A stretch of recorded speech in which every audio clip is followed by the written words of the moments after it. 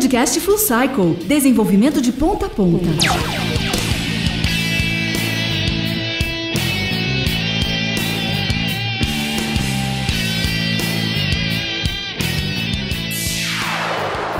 Olá pessoal, tudo bem? Aqui é o Wesley e agora a gente vai chegar num dos pontos mais importantes do nosso curso, que é quando a gente vai falar com o nosso sistema de mensageria. Ou seja, o camarada que vai ficar responsável por fazer com que os nossos microserviços eles possam se comunicar. Eu nem preciso falar o quão importante isso é pra gente, porque sem esse camarada, sem o sistema de mensageria, a gente não consegue fazer nada nesses pontos. Por isso que eu vou tentar passar o máximo de conceitos aqui para você, mas de cara eu vou falar para que você não se preocupe com todos os detalhes e entender principalmente os conceitos, as ideias principais, porque o restante a gente vai ver na prática, legal? E o camarada que a gente vai falar hoje aqui é o RabbitMQ. Basicamente, o RabbitMQ é um dos sistemas mais tradicionais para a gente trabalhar com mensageria, sistemas de mensagens, tá? É um camarada extremamente confiável, ele é extremamente rápido e sem dúvidas ele vai fazer muita, mas muita diferença aí no seu negócio, beleza? Então vamos lá falar um pouco mais sobre o RabbitMQ.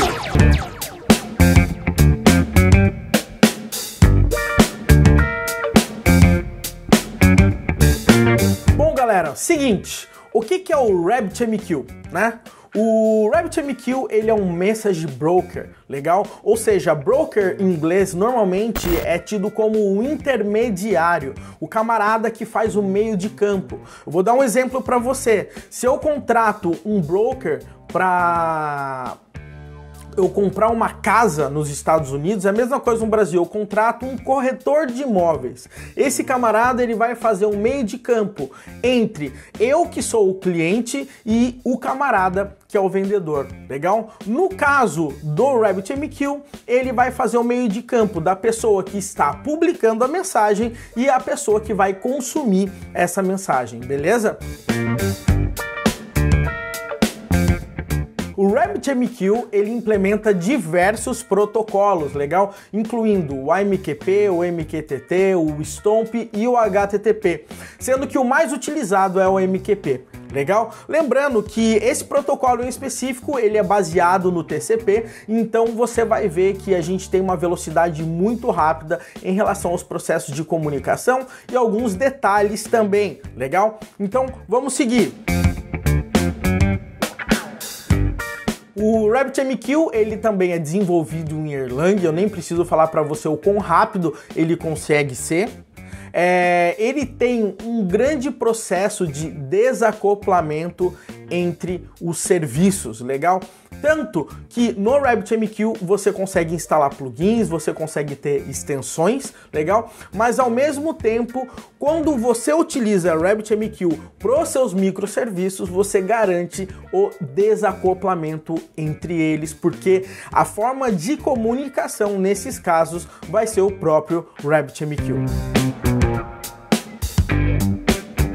E o RabbitMQ ele é extremamente rápido, extremamente poderoso. As mensagens por padrão elas caem na memória da máquina, então o processamento delas é extremamente rápido. A gente não precisa fazer I/O, apesar de que existem técnicas de I/O como o Apache Kafka utiliza, que faz com que todo esse processo seja rápido igual. Mas por padrão, nesse caso, o RabbitMQ ele guarda tudo em memória.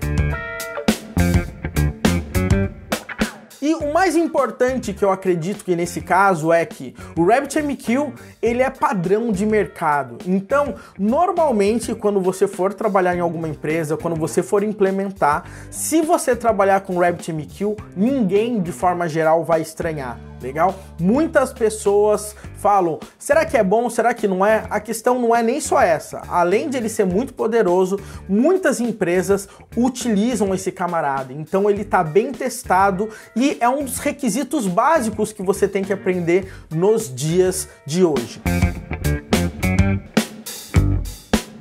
Agora é o seguinte, eu quero explicar rapidamente alguns pontos que acontecem debaixo dos panos quando a gente está falando no RabbitMQ. É importante você entender esse conceito, porque isso vai fazer diferença lá na frente quando você for pensar nas suas filas, nas suas exchanges, que eu não vou falar disso agora porque eu não quero dar spoilers, legal? Mas vamos lá, vamos entender um pouco por baixo dos panos como é que o RabbitMQ funciona.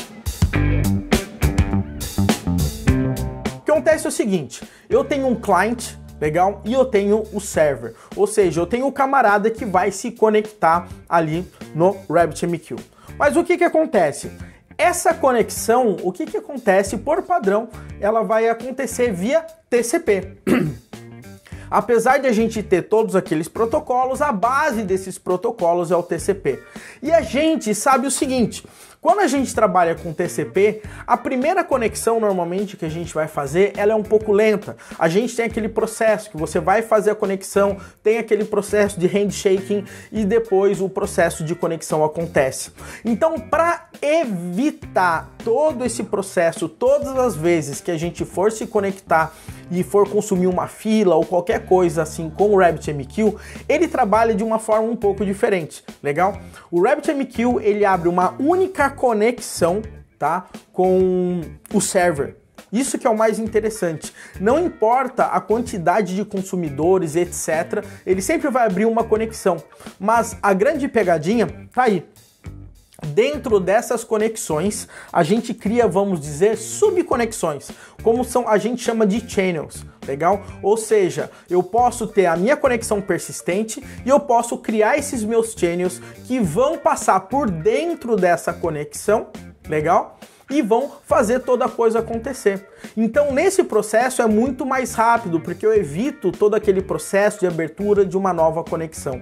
Ou seja, eu crio como se fosse subconexões, legal? Isso é chamado de multiplexing connections. Ou seja, eu consigo criar diversas conexões dentro de uma e eu evito todo esse processo de pega o client, abre conexão no server. Pega o client, abre conexão no server. É muito ao contrário em relação com isso. E o mais interessante que você tem que saber por curiosidade é que toda vez que eu abro uma nova conexão, eu estou abrindo uma nova thread no servidor, legal? Ou seja, uma conexão não, um channel, legal? Ou seja, abrir um novo channel é uma thread, abrir um outro channel é outra thread que está acontecendo. Então, esse comportamento básico é importante você saber em relação à parte do RabbitMQ. Vamos entender agora o funcionamento básico desse camarada.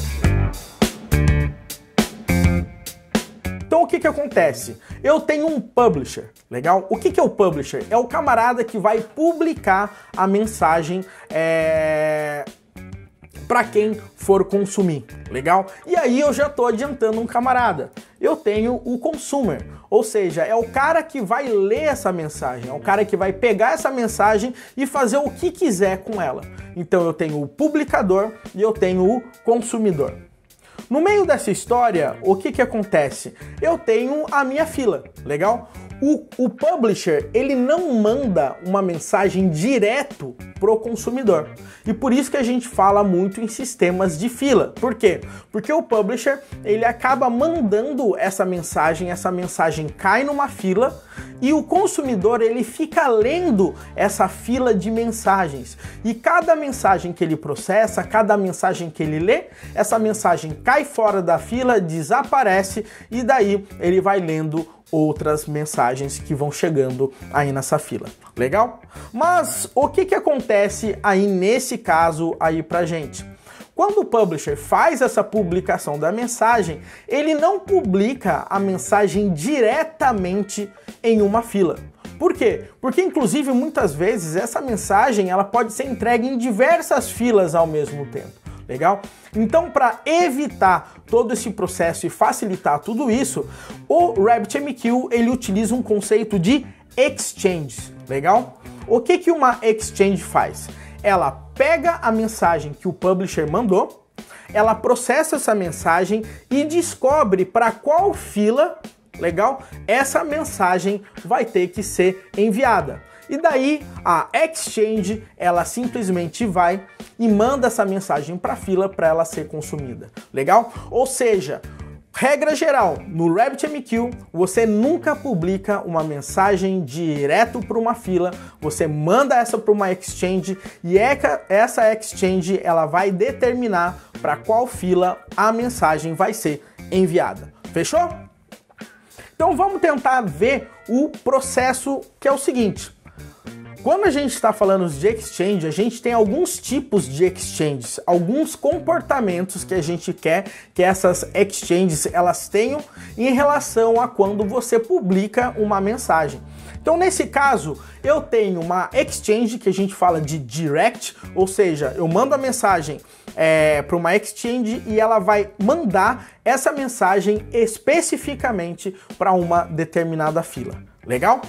A gente tem também um conceito de fanout. O que significa?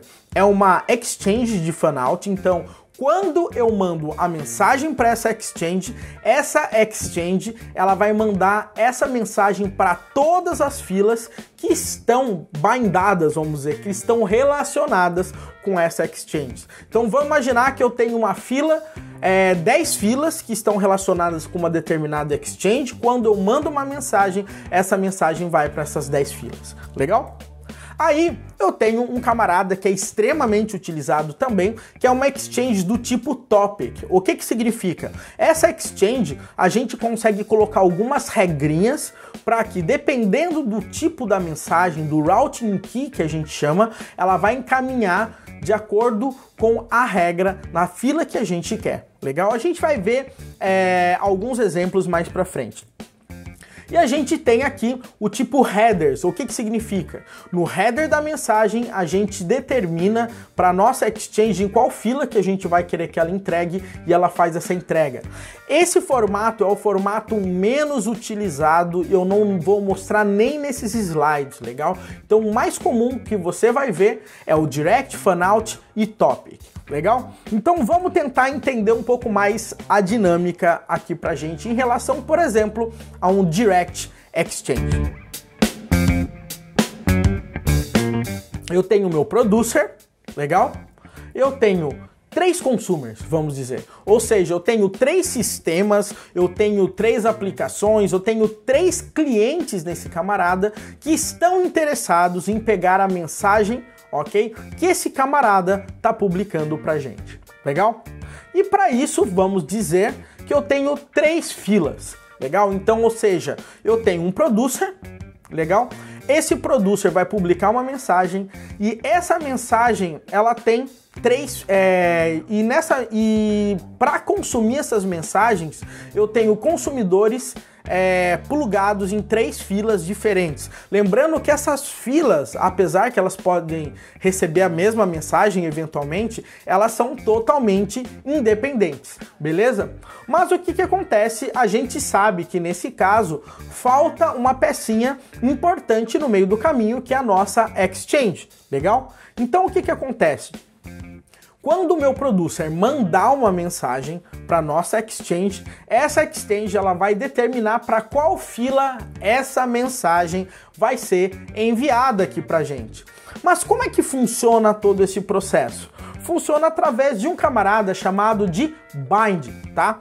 Ou seja, bind é o processo que a gente faz de relacionar uma fila com uma exchange. Então vamos imaginar que no meu sistema eu tenha 10 filas, mas nessas 10 filas eu tenho uma exchange que está relacionada apenas com 3 filas, ok? Ou seja, significa que eu peguei essas 3 filas e dei um bind nessas 3 filas na minha exchange. Ou seja, bind é o processo de quando você relaciona uma fila com uma exchange, legal? Lembrando que num sistema a gente pode ter diversas exchanges com diversas filas e essas filas elas podem estar relacionadas com uma ou mais exchanges, legal?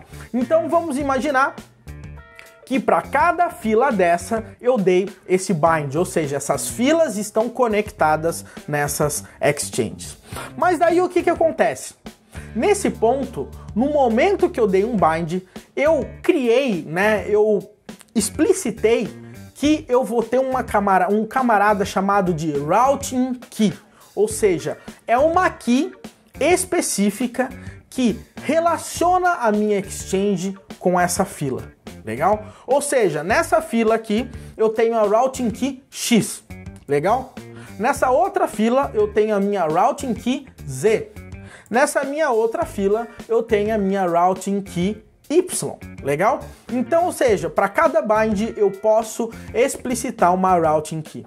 Mas para que serve essa minha Routing Key? Ela serve para o seguinte, vamos imaginar o seguinte, eu tenho uma mensagem e essa mensagem aqui ela tem um conteúdo, mas no conteúdo, antes de eu pensar no conteúdo dela, legal?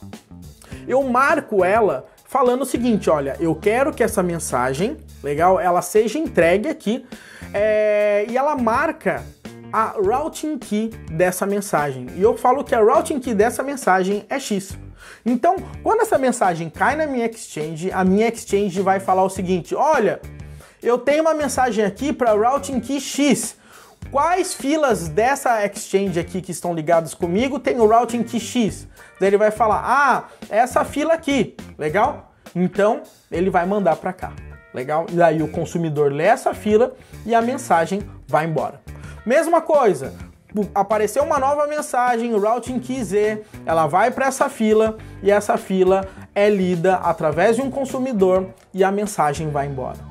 Novamente, é enviada uma mensagem aqui para minha exchange com a Routing Key Y, ela cai na minha fila e o meu consumidor lê. Beleza? Então essa que é a ideia principal. Quando eu faço associação de uma key, de uma exchange com uma fila, legal? Através desse binding eu posso informar uma Routing Key e quando eu mando essa mensagem eu falo, a Routing Key é tal. E daí a gente sabe para qual fila isso aí vai cair. Agora vamos falar num outro formato aqui de exchange, que é a Fanout. Nessa caso de Fanout eu não passo nenhuma Routing Key. Eu apenas mando a mensagem cai na minha exchange e o que vai acontecer? Essa mesma mensagem ela acaba sendo replicada para as minhas filas e essas filas aqui elas são lidas através dos meus consumidores. Ou seja, eu mando uma única mensagem e todas as filas que estão penduradas na minha exchange vão receber essa minha mensagem. Isso aí é muito importante, inclusive, galera, em sistemas, tá? Vou imaginar que eu tenho um sistema que eu estou mandando um pedido de compra. Nesse pedido de compra tem o sistema de vendas, os sistemas de marketing, eu tenho o sistema de nota fiscal e eu tenho um sistema que é específico para processar logs e eu quero que essa mensagem que é enviada caia para todos esses sistemas, legal? Então nesse caso as filas podem ser conectadas nessa exchange e todo mundo recebe essas mensagens. Agora a gente vai aqui no nosso Topic Exchange. O Topic Exchange ele é um formato bem esperto para a gente conseguir trabalhar. Ele funciona também através da Routing Key, mas no caso das nossas Routing Keys, eles conseguem ter regras como se fossem expressões regulares, legal? Então perceba que nesse caso, nessa minha Topic Exchange, eu tenho uma Routing Key que é x.asterisco, eu tenho uma Routing Key que é asterisco.z, eu tenho uma outra Routing Key que é asterisco.y.asterisco. O que isso significa? Significa que quando o meu producer manda uma mensagem, essa mensagem pode ter uma Routing Key num formato, por exemplo, x.log. E aí a minha exchange vai falar qual dos meus bindings aqui, dessas filas que estão relacionadas, tem uma Routing Key que se enquadra nesse padrão. Então, nesse caso, ele fala, opa, esse camarada, porque é x.log, então eu tenho x.asterisco, então ele vai cair e vai consumir. Mesma coisa aqui, ó, tem um t.z, ou seja, ele vai cair nesse camarada e eu tenho essa mensagem que tem esse Routing Key que cai dentro do padrão aqui do asterisco.y.z aqui pra gente. Legal? Então, nesse caso, essa Topic Exchange consegue deixar o nosso processo muito mais flexível para a gente fazer a entrega das nossas mensagens.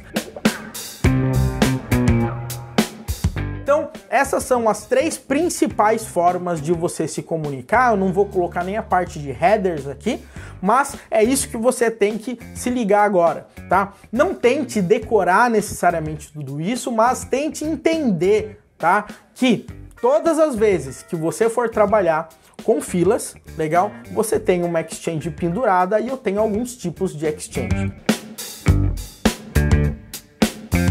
Agora vamos falar especificamente sobre as filas, legal? Não adianta a gente entender sobre as exchanges porque as filas, elas têm comportamentos extremamente importantes, legal? O que acontece? As filas, elas trabalham num padrão FIFO, normalmente que a gente fala, que é o First In, First Out. Ou seja, a mensagem caiu numa fila, legal? A mensagem entrou, a mensagem saiu nessa ordem, tá? Não tem aquele esquema de fazer uma mensagem passar por cima de outra. Existe um esquema de prioridades, legal? Mas isso faz quebrar esse padrão FIFO e acaba gerando uma bagunça. Você tem que querer entender, você tem que manjar muito do que você está fazendo, você tem que ter um comportamento muito interessante na sua aplicação que justifique você estar trabalhando com esses esquemas de prioridade. Por padrão é FIFO. A primeira mensagem que entrou é a primeira mensagem que vai sair. E a gente tem para as nossas filas, tá, algumas propriedades, e essas propriedades são extremamente importantes de você entender, legal? Não precisa decorar todas essas propriedades, porque são bastante, mas é importante você entender essas ideias. Quais são essas propriedades? Quando você cria uma fila, você pode falar se essa fila é durable ou não, tá? Ou seja, quando você cria essa fila, legal? Essa fila, ela pode ser persistida, ok, no disco, ou ela pode ficar, por exemplo, só em memória ou algo desse tipo. O grande ponto é quando esse broker ele foi reiniciado, se a fila ela não for durável, ela vai ser removida, legal? Ou seja, quando o broker subir, ela não vai estar lá, tá? Então, aí vai depender muito do que você quer fazer, legal? Por padrão, a gente usa filas duráveis, legal? A gente também tem o esquema de auto-delete em relação à parte da fila. Ou seja, quando um consumer ele se desconecta dessa fila, legal? Ou seja, eu estou mandando as mensagens, essas mensagens ali estão caindo numa fila, aí eu tenho um consumidor lendo essa fila, vamos imaginar que esse consumidor se desconecta, ele para de ouvir aquela fila, automaticamente essa fila é destruída. Muitos casos justificam nesse ponto porque eu posso querer criar uma fila especificamente para uma situação, acabou aquela situação, pum, ela foi embora e eu não preciso deixar ela mais no meu sistema. Legal? Eu tenho aqui o expiry. Para que serve isso? Basicamente é o tempo de espera que eu vou deixar aquela fila ociosa. Ou seja, eu vou falar o seguinte, olha, não tem mais mensagem nessa fila faz 3 horas, legal? Ou não tem nenhum cliente consumindo essa fila por 3 horas. Ou seja, pum, essa fila expirou, ela vai ser removida aí pra gente. Beleza? Aí eu tenho também o Message TTL, que é o Time to Live, ou seja, é o tempo de vida da mensagem. O que isso significa? Quando eu mando uma mensagem aí pra gente, essa mensagem tem o tempo de vida dela.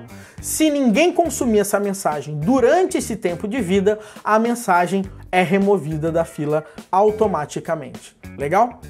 E aí, da mesma forma, a gente tem um conceito em relação à parte das nossas filas que a gente chama de overflow, ou seja, quando essa fila, vamos dizer assim, ela transborda. Como assim? Eu posso falar o seguinte, quando eu configuro uma fila, eu posso falar o seguinte, eu quero colocar aqui nesse meu caso, tá, um padrão de drop head, ou seja, quando a minha mensagem chegar e essa minha fila ela tem um limite de mensagens, legal? O que vai acontecer nesse meu caso? A última mensagem é removida e entra uma nova mensagem, Legal? Ou seja, eu crio um valor ali máximo de mensagens colocado ali para mim e toda vez que essa fila entupir, ele vai removendo a mais antiga para receber a nova.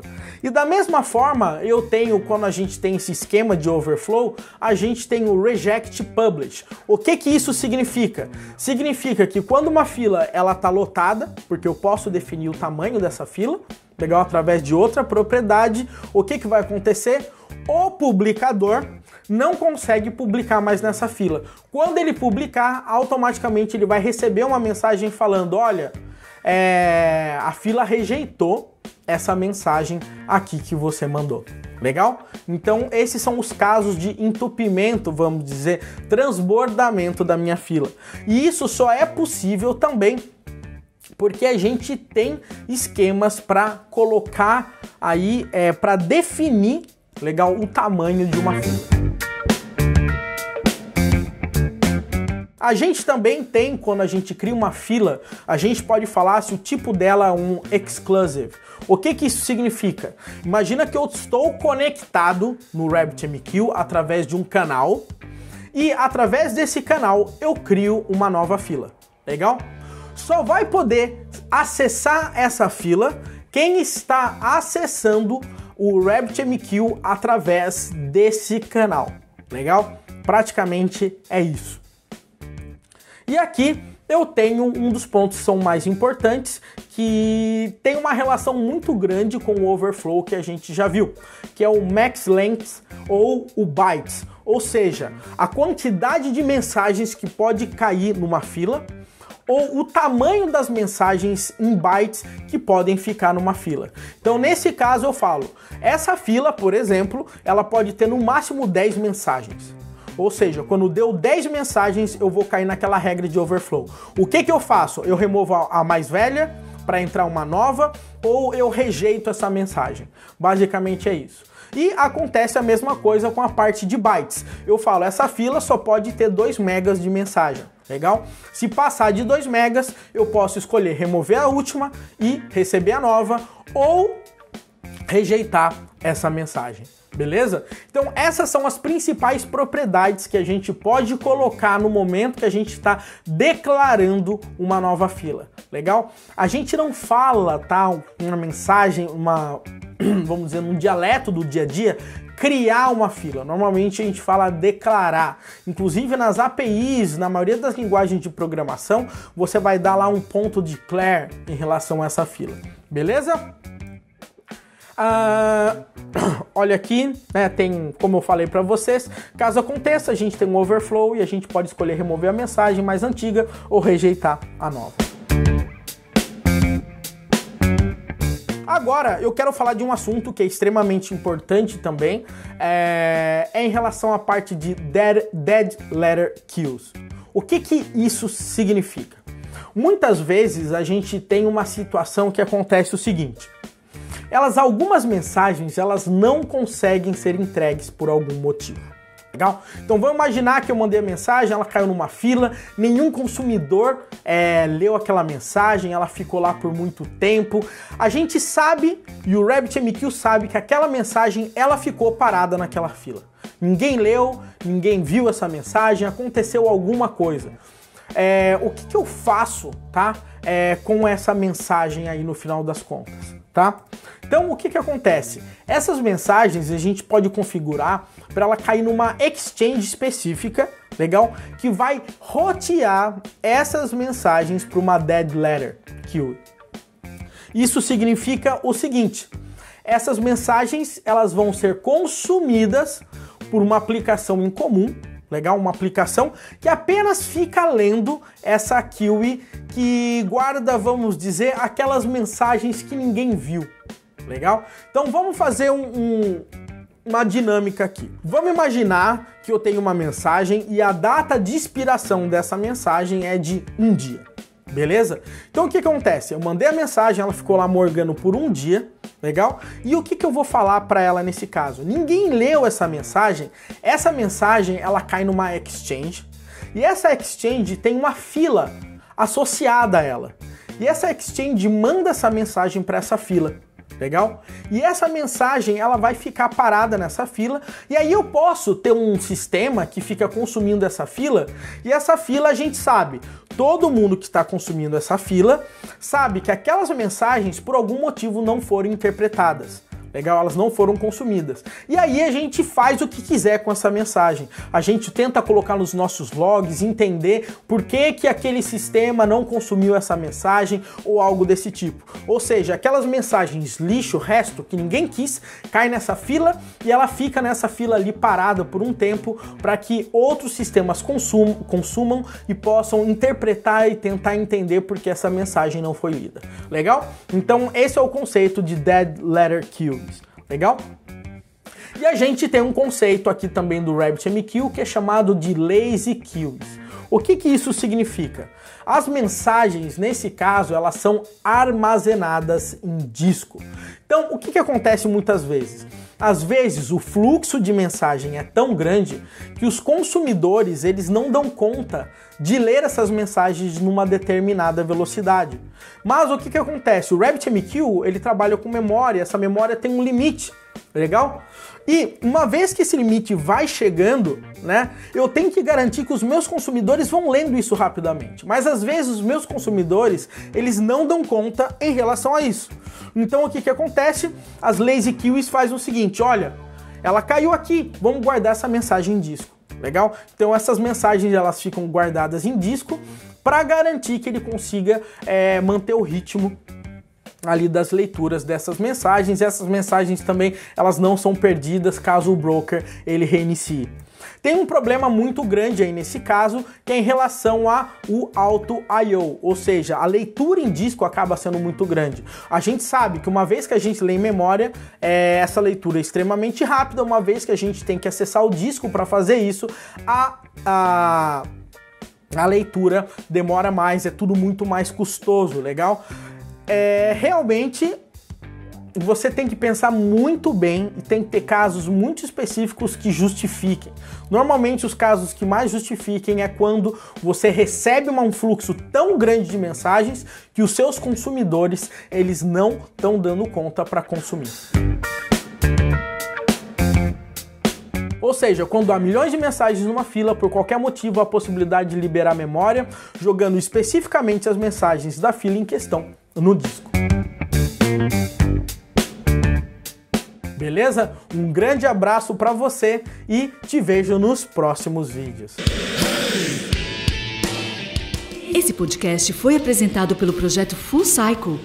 Acesse fullcycle.com.br e também não deixe de nos seguir no Instagram, @devfullcycle.